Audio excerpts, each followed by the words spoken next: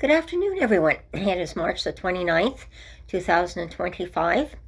I'm going back on a video that I had brought up earlier where you saw where, again, this is on the border where a family tried to cross our border, and fortunately the rescue services did find this family of four. And before I put up the video, though, I want to explain a little bit about how dangerous it is in winter crossing the Canadian border. And I think it's worth noting. And I can't express enough how important it is to be warm, dressly, and definitely be prepared for cold weather if you're going to come over our border.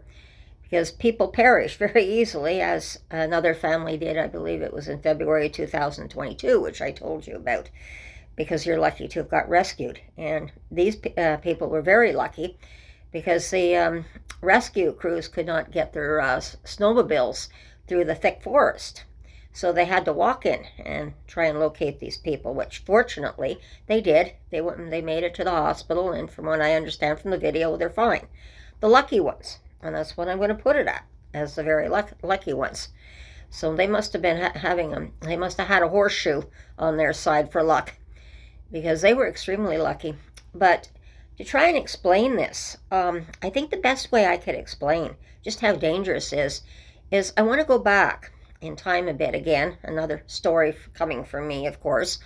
And it's again, as people, if you follow my channel, have noted that I've talked about my mother, who was a registered nurse. And this is a story about my mother during the Depression years in the 1930s. And she was nursing with an old family country doctor at the time. And it was in the middle of winter. And the farmer had signaled that his wife was going to have a baby.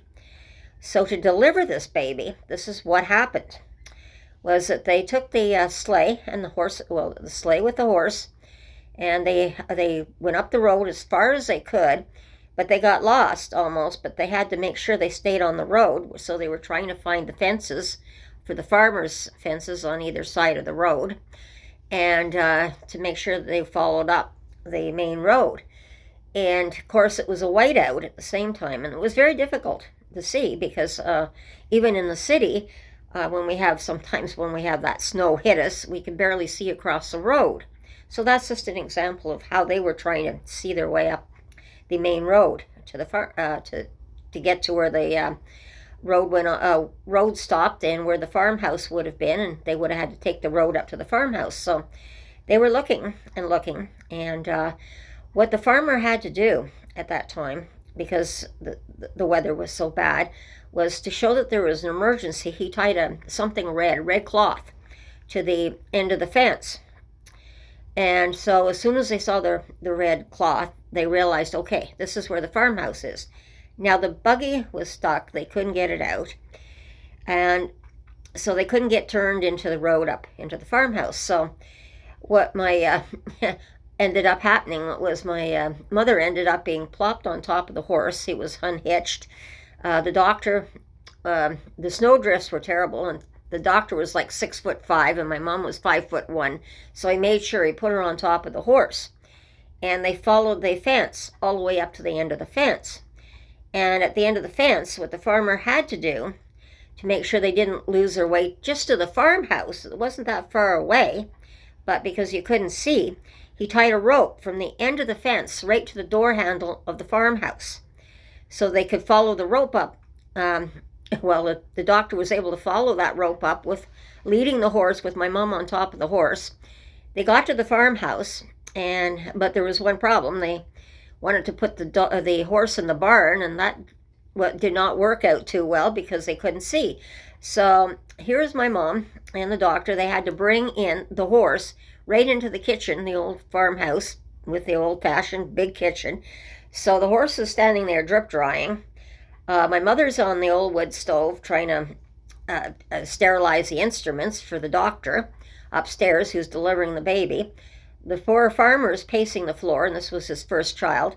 So my mom just turned around, and the funny part about the story was she said, well, he was so nervous, I just turned around, handed him the bucket in the kitchen, and just told him to watch the horse and clean up after the horse if he made a mess. So that was how they had to deliver a baby without getting lost. And it just shows you what they struggled in.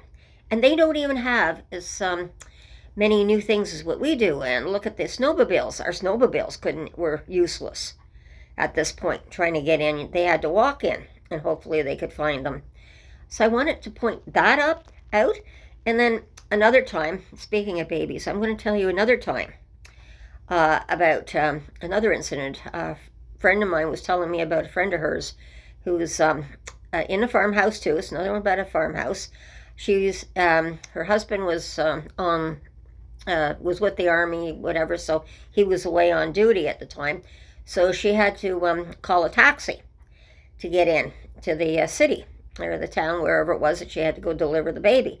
So the taxi driver got her, and then all of a sudden they found themselves in another whiteout on the main highway, and they got lost. So there was 2 or 3 cars with them, and she started having the baby. And of course, the story goes, and this is kind of funny too, was that the taxi driver, realizing that he might have to deliver a baby, apparently he took one look at her and passed out in the front seat. So she's in a panic. So it was very lucky that a couple of cars behind her, that at that time there was apparently an RCMP officer in his car, and he was on his way to some kind of had his red surge on at the time, because I guess there was a special occasion that he was supposed to be going to, but he got stuck in the snow drifts as well that were going across, and all of a sudden there's this woman having to deliver a baby.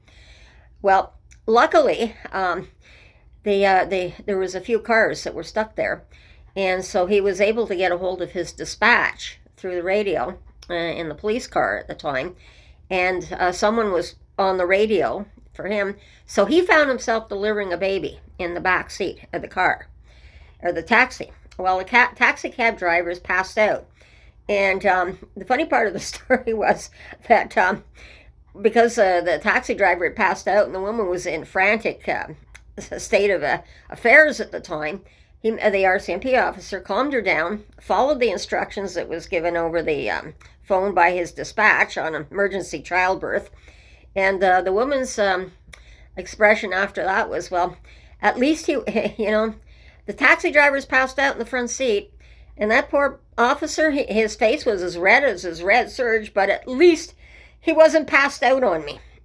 And then, of course, they had to wait, and as soon as the storm cleared, they got a helicopter up in the air right away.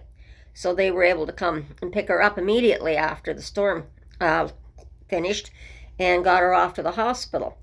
But this is the types of emergencies. So people, when you do drive the highway, even today, even in cars, we can get stranded today. We don't have to be in a horse and a buggy or a sleigh to get stranded with all our modern conveniences. But at the same time, this is why it's important that you have an emergency kit put in the back of the car when you go, with blankets, with mitts, extra scarves, extra blankets, extra whatever you need. Some food, some water to maintain if you get stuck. Because people have been stranded before as well, in cars and in blizzards like that, and they've left the car and they've tried to get into a farmer's field. Well, actually find the farmer's road to get into the farmhouse, and in the spring they've been found in the farmer's field. So these are the stories I just feel like I need to bring back a bit to remind people what we need to do. And it's so dangerous crossing the border in the manner that they're doing throughout the winter. So I thought I'd give you a couple of stories. In a way, they're kind of funny, but they're also very serious at the same time. And I think people have to realize that today we do have modern conveniences but if you're going to be traveling in that way, make sure you've got extra, because I know even back then they took extra blankets with them and they threw them on the back of the horse and around my mom to keep her warm, while the doctor pulled the two of them, the horse and her, up the side of the fence up to the farmhouse as such. So I'm going to leave it there, everyone, for today. I hope you enjoy the stories. I think when you have a story like that, it's like watching children who are so fascinated when you go into the library and you're reading stories and that, how much it really resonates with the children because you can see that mental picture. And I just wanted to give people a mental picture of what it's like. It can be like, rather, in Canada. It can be nice and sunny one minute, and the next day you don't know what you're going to get hit with. And this is what we're finding even worse. Like, the climate change is making things so much more difficult. Like this weekend, we're having back-to-back storms again. It's cleared at the moment. We had, fortunately, it was only 2 inches of snow, I believe, because we were supposed to get 2 to 4 inches. And then tonight, freezing rain's coming in for tonight and all day tomorrow. And then it's going to be just rain, plus something and rain for all day Monday. So our weather here changes so very quickly, and including in the northern part of the United States as well. So I'm not just telling Canadians here to make sure that they have an emergency kit. It's always a good idea that those in the United States that live and have to share some of the climate with us as well across the border need to be aware of the facts and how to do things properly. So everyone, take care, have a great day, and watch your surroundings. Be safe. Oh, be safe. That's a good one. And that's what I was just trying to tell you today. It was one way of being safe when you get yourself into a situation you don't intend on getting yourself into, but it does happen by accident. So everyone, take care, have a great day, and we'll talk again soon. Bye-bye.